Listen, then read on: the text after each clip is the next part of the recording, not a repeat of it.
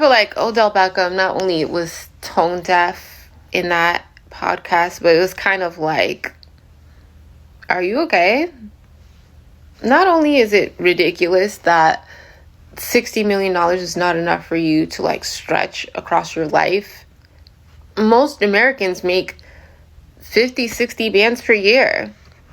But his math is also not making sense because you're saying that within 5-6 years you made 100 million, which is actually 60, but you're spending 4 million per year. That's only 24 million. Like, where's the rest of the money?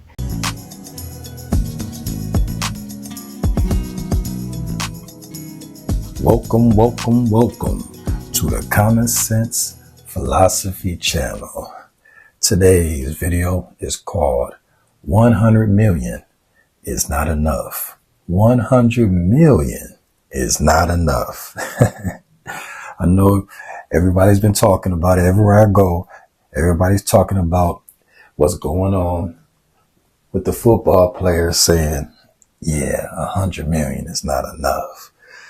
And when you hear people talk about it, you hear some anger, you hear some insecurities, you hear some just blatant attacks against him and anybody that can have that type of money. So I know he felt a lot of pressure saying that in front of the public. And I think it's because of the amount of money that most people ever see in their lifetime. That'll make them feel a way that you got that type of money and you wasn't able to hold it or whatever the thought process is. So I had to go check the clip out myself because hearing what everybody was saying was just sounding crazy. I mean, people call him ignorant, stupid, just all type of names about Odell Beckham Jr. So I listened to it and I said, oh, I understand what he's saying. See, when you have a certain amount of money, it changes your lifestyle. And it's easy to say live beneath your means, but nobody really lives beneath their means. Like we just heard, 140,000 a year is the poverty line. Who's living like that? You know, most people don't have 140,000. Most people are living out of their means. So if you get more money, you're just going to continue it. You're going to continue to buy stuff, purchase stuff. And you just have to figure it out.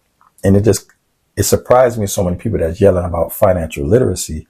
And I just wonder, what's their financial situation? You know, I just wonder, do they have it under control like they're saying? Because if you can't control your 19, 20, 30,000, 40, 50, 60,000 a year, whatever that may be, or 100,000 a year, how are you going to tell somebody that got 100 million that's probably working with $12 million a year how to? So everybody's open for conversation, something to think about. $100 million, is it enough? That's a great question concerning your perspective and where you're at. But thanks for coming by the channel, Common Sense Philosophy channel. I love doing these videos for y'all. I love how people are reaching out. We're going to keep doing it. And we're going to watch some more clips and I'll talk to you guys later. All right. Have a great day. And on top of that, that doesn't include endorsements, commercials, any like jersey sales. Like, what were you doing with the money?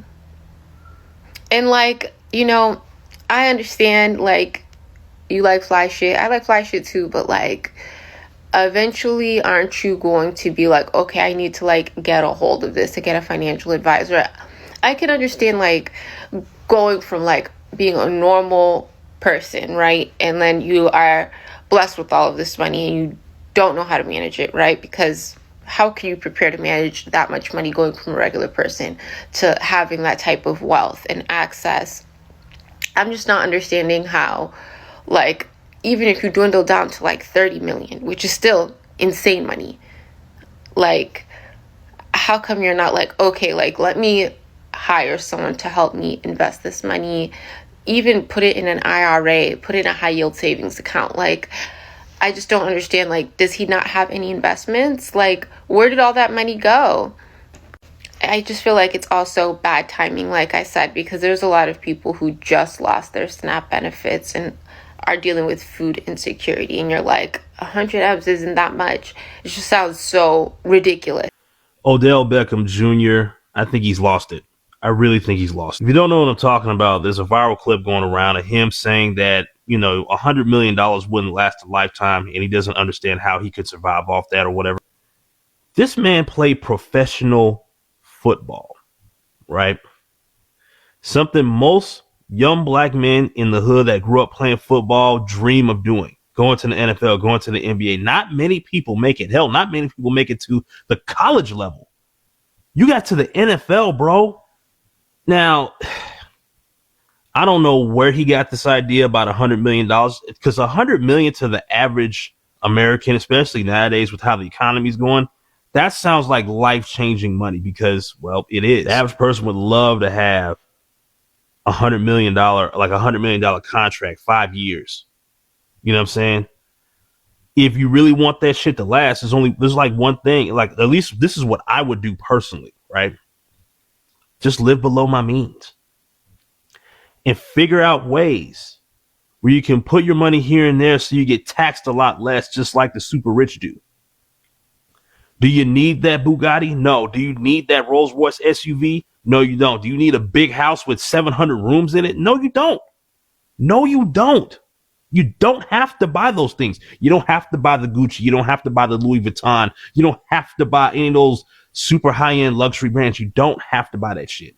No one's forcing you to make it. A lot of them just buy that shit because they want to buy it. Okay, I get to say 100 million. You can't live off that. It's hard to have that. It's not generational money. If you're spending it on senseless bullshit and blowing through that money like it grows on trees, then yeah, he would have a point.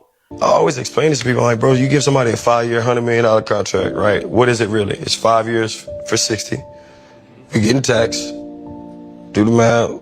That's 12 a year, that you have to spend, use, save, invest, flaunt, like whatever, however, just being real. I'm gonna buy a car, I'm gonna get my mama a house, I'm gonna do, everything costs money.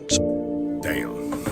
The math ain't mathin', OBJ. This is why financial literacy is so important. Odell Beckham Jr. went viral for saying $100 million isn't enough money, and people immediately lost their minds. On Ryan Clark's podcast, The Pivot, OBJ was explaining his 5-year, $100 million deal, and that it wasn't really $100 million in your pocket, because after taxes, it would come out to around 60, which is roughly $12 million per year.